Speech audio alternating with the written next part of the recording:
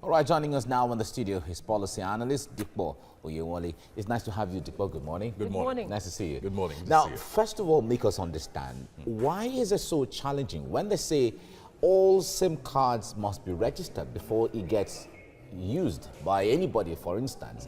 Why is it so challenging to get all SIM cards registered? Meanwhile, some people are able to use SIM cards even without registration.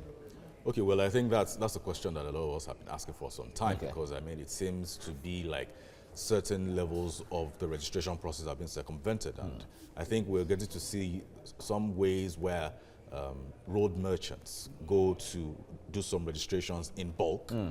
I mean, you have like 20 SIM cards registered to one person, and then they go about selling it on the road, maybe for 200 naira, 500 naira, or for whatever amount of selling it. So I think, like they rightly said, like government have said that it's only registered agents that should be able to conduct registrations. Now, that being said, right now we have a lot of people that I am sure are unregistered agents, because you go to every bus stop in every nook and cranny in Lagos, you see some under people umbrellas. Yes, under the branded umbrellas, you see them with a thumbprint scanner, with a laptop. They're registering SIM cards. I mean, you hear them at the bus stops. They even advertise to you, say, "Come register your SIM cards." So the question is, who registered these people, or did they just go ahead, get a laptop, download an app, get the thumbprint scanner, get the webcam to take your picture? Is that what's really going on? So I think the telecommunications companies need to tighten their belts. Is that where it's supposed to begin from if we are to really regulate this system? Yes, it is where it should begin from, because I'll give you an example. If I have the equipment I just listed out and I'm trying to register you on a particular network, if I do not have any connection to them, it should not be reflecting on their system that I registered you, right? So if from their system they're able to say that, you know what, these are the people that we have accredited as registered agents, then whatever registration you do with those people works. If you don't register with those people, your SIM card doesn't work. That is the standard. That's what it's supposed to be. That is what's supposed to be, but I'm not sure that's what we're seeing right now. All right. Now, the government wants to be able to, if you're registering a SIM card, then you must have had your national identity number. Yes. Now, that's another aspect of Yes, things. that's another. And it's supposed to commence by December 31st, or it's supposed to end by December. Good. So we're looking at another very rigorous process in 2020. Talk to us about how this is going to look like. Remember the days of BVN, how everyone was running everywhere. We're trying to get the BVN done and all of that. Yeah, so I would say that it's a commendable strategy, okay, because like they rightly said, for the sake of security. And I'm also hoping that this is where we get to see the synchronization of all our data, BVN, voters card, national identity number, the SIM cards, and all of the database, international passports, all the database that we have split across all over. That being said, I'm not sure this would work as quickly as they want it to work, because I mean, you and I know, and I think we've discussed that right now, right on this program, that's about the challenges around getting the national identity number. We have people who haven't been able to get their cards for 4 or 5 years, and they have registered since 2015, 2016. So the question is, what is the government doing about that particular process? Because that's the entire linchpin to ensure that the strategy works. So I think they need to address that first before tying into something else. I mean, a few weeks ago, we saw the same linchpin being tied to registration of JAM, and we saw how woeful that went, So I would expect that by now the government have been able to say that these are the processes that we need to fine-tune in terms of you getting Another aspect is the aspect of the issues of cybersecurity. You know how it is in the country, where information can be easily hacked. Is this going to be really a safe measure if we are to even link up all information of persons to a data bank? The central data? Yes, it should work, but like it is with human nature, we always find a way to circumvent these issues. But I think it is a good place to start, okay, for the sake of security. If we have, so for example, my 3 names, my first name, surname, middle name, there are 6 of us that answer that name in this country, in very different variations. Like 3 of us have the same order. But if we've been able to synchronize, are you citing an instance or is it a fact? It's a fact. Wow. It's a fact. How did you know that? From the bank. Whoa. Yes. that's a fact. Okay. I think there are three of us that have the same sequence: first name, middle name, last name. We don't know each other. We're not related. That's a challenge already. Yes. So if we're able to get all these synchronizations done across board, it will simplify the process. If we need to get things done, okay? Because I mean, we've asked several bankers, okay, why can't you just link this to that, and then they cite my own example, and then they say, okay, if we try to link it up, we'll link you up with somebody else, okay? But if we're able to synchronize it at this level, I think we'll be able to eliminate all of that. And in the case of security, either it's cyber or offline, I think that it would keep the country safer. All right. Dikbo Oyewole 1. Maybe you are 1. Yes, the original. I'd like to find out how many Michael Quaches we have in this country. All right. Thank you so much, Dikbo, for coming on the program. Thank you. All right. Right. Well, joining us now is in the studio is policy analyst Dikbo Oyewole. Thank you for joining us on TVC Nice to have Breakfast. you join us. Now, the premise on which this revision is being made is to check insecurity. Yes. How will that achieve that?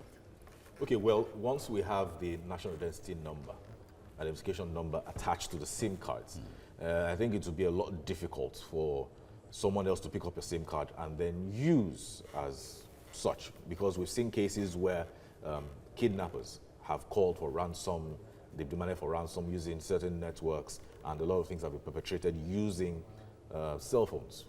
All right. So, and for some reason, investigations have been stalled. They haven't gotten the full cooperation from the telcos sometimes, and those challenges have been there. But now, once we have the registration on board with national identification number, then we can know who is who. So does that mean that they'll be able to bypass the telcos to get information? Because at the end of the day, you still have to get back to the telcos. Yes, you still have to get back to the telcos, but getting the information then should be precise. Makes it easier. Makes it easier, because now what you have today is you have some numbers that have been pre-registered by certain folks. You have some numbers that have been registered by some people who trade on the road. They have 20 SIM cards to their name, and they go about selling it for various amounts of money: 200 naira, 10 naira, 50 naira, 100 naira. Okay. For example, if you pick up that kind of SIM card and then you do whatever you want with it, you dispose of it. But if there's a crime committed and someone makes a call with that SIM card, they will trace who it belongs to on the system. But those who are perpetrating crime, they are also, it's like you're having this on TV and they're watching and seeing how they can beat the system. Now, the point there is, how about a situation where they now know that if we use our phone SIM cards to make the call, they could trace us. So if we have a victim, we use the victim's phone numbers or use the victim's card. Yes. How would that ensure that security is reduced? Okay, so for every issue there are pros and there are cons, and of course with basic human nature, we would always look for ways to circumvent certain rules and things put in place. So yes, no system is really foolproof. But I think that for me, it's the beginning of better things to come. Okay, because I think it should herald the synchronization of database across board, the BVN, passport photographs, passports, international passport, I mean, and other documents, and other documentation that we have across board that haven't been synchronized thus far.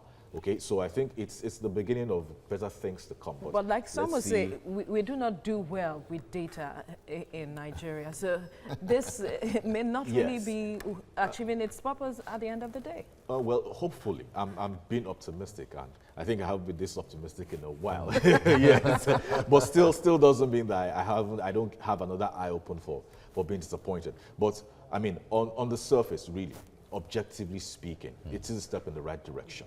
If we can get this done, it will help solve a myriad of challenges that we experience, especially in terms of security. All right. How should Nigerians approach this now? Now, the point there is, by 31st of December, this process or exercise is supposed to end. Now, we see how Nigerians will wait until the 25th of December before, okay, everyone, and then everywhere is full with human beings all over the place.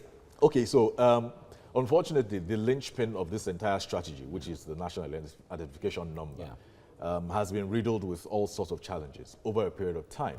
Now, the question is, have the government gone back to look at their processes and made it seamless?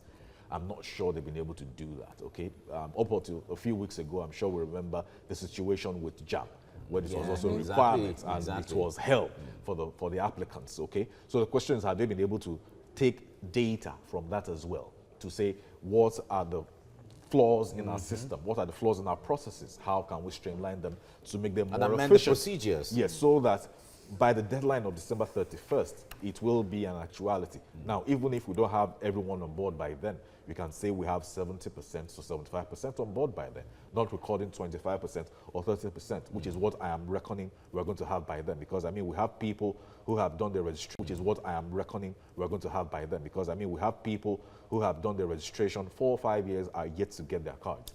The process has been stressful. It has been horrific for a lot of people. But for me, the government, they need to do more. They need to do better to ensure that the processes involved in getting the national identification number is seamless, so that this entire strategy falls into place, and then we can start to get things right in this country. Another thing is the fact that some persons are concerned that data might get into the wrong hands, perhaps advertisers and the likes, third parties. What do you think, or what do you make of this? Okay, well, unfortunately, I would say on some level it is a bit inevitable. We're in the 21st century, I mean, it's 2020. Data is the new oil, like they say. Sale of your data right now is what a lot of organizations are into. That being said, this is a government database, okay? It should not fall within the purview of the ones that, the ones that you get to sell are the ones you have, your Facebook, your social media handles and all of that, because you put your pictures, your information, your birthdays, your email address and all of that. Those are the ones they trade on. But if we're able to ensure that the data we get from people doesn't fall into the wrong hands, because I've had fraudulent people call me, and I know that for a fact it's because maybe I signed a register somewhere in some government institution to get into the place and to get out. That's where they were able to get my name, get my phone number, probably get my address. We need to do better with management of data. So that's the other part of it that we also need to consider. It's not just about gathering of data, but proper data management and securing our data. Thank you very much, Dikbo, for your insight into this. Thank you. Thank you. Right. Joining us in the studio is policy analyst Dikbo Oyewole. Thank you for joining us in TVC Breakfast. Nice to see you. Now, experts believe that any country mandating the collection of biometric data without data privacy protection laws in place is already wrong. And it seems we don't have that. We saw that we're trying to have a law at the 7th Senate and the 8th Senate, but that didn't go through. So at this point that we find ourselves, what would you expect from the National Assembly in terms of laws to back this and make it effective? Exactly, which is what we keep asking the people in government. When we make policies, are we making it with a holistic view of things? Now you've told me to voluntarily give you my data. How am I sure that my data is going to be secure with you? You're in position to make laws to ensure that happens. Are you making those laws? You have been elected into office to ensure that there's security for myself and for my data, because right now people can lay hold of your data and do all sorts with it. There was a time that we were told that before we started getting comfortable with recharging our phones from our bank accounts, that we used to buy the recharge cards from the side of the road. We were told to always shred it, because there were cases of used recharge cards being picked up and thrown in crime scenes, and people were in police stations and they couldn't explain how that happened. So we're getting to see a lot of those fizzle out right now. But now we're saying we want to give you our data. What are you going to do about it? So we're hoping that in a holistic approach to it, while asking for our data, they're also passing laws to ensure that they are secure. And if you need to go into partnerships with organizations that have servers that protect data, that help you store the data and ensure it's protected, I think now is the time to start having those conversations, and not after all of us have dumped data with you and then you're saying, oh, okay, we can't find certain files because they're lost somewhere, and then some criminals lay hold of it and then they start making prank calls, steal your identity, commit all sorts of cyber crime and all of that. So I think now's the time to start having that conversation, and this is the time where we need to hold our lawmakers accountable. If by now they don't know that they should make those laws, I think with the people, need to speak to them and let them know that the time is now. All right. Now, besides the security, which is at the crux of the reason why this is being put together, what other benefits can Nigeria derive from this harmonization, seeming harmonization of our database? Okay, so for me, I've always seen that it was a bit irresponsible if we have to do the BVN separately, international passports separately. Let's have everything harmonized, okay? Because, I mean, in terms of even financing, getting access to finance, these are things that would help. You want to get access to finance, they need to trace you, they need to track you, to repay your loans, help get your mortgage and all of that. These are the things that we can have access to when we have harmonized data.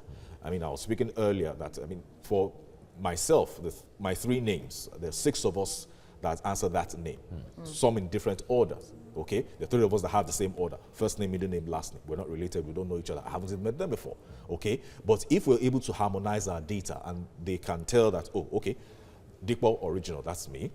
That Dikpo Original has been able to get access to this kind of financing. Oh, this is the person we need to talk to. Oh, Dikpo Prime, this is the person we need to talk to. So I think it's time that, because I mean the world has moved past having duplication of database and all of that. So it's time that we get to harmonize it. But it's a fantastic idea what the NCC is bringing up, saying that we need to integrate our national identification number into. All right, quickly before we let you go now, so what would you expect the NCC and telcos to begin to do now, especially to educate their customers from giving their data to wrong hands or the wrong people, basically? Okay, first, I think for me the buck stops with the telcos. In this sense, they need to have accredited agents that will have certified tools in place to ensure that when people register their SIM cards with them, it does get to them accurately, okay? Now, when you have accredited agents, I expect that you also have information about them. You can also tell, okay, you can spool the information they have been able to get. Then know that, okay, this registration was done by this person or these pockets of agents. But I'm not sure we're getting to see a lot of that right now. So I think for me, there's a lot of work to be done with the telcos. Now, with regards to sensitization, I think both the telcos and the government, they need to do a lot of that to let people know that this is important and to outline the benefits for us. Because as a people, now, not just saying as Nigerians, as human beings, we need to know what's in it for me. All right, absolutely. Dikpo Oyewole, thank you for speaking with us. Thank you for having me. Thank you.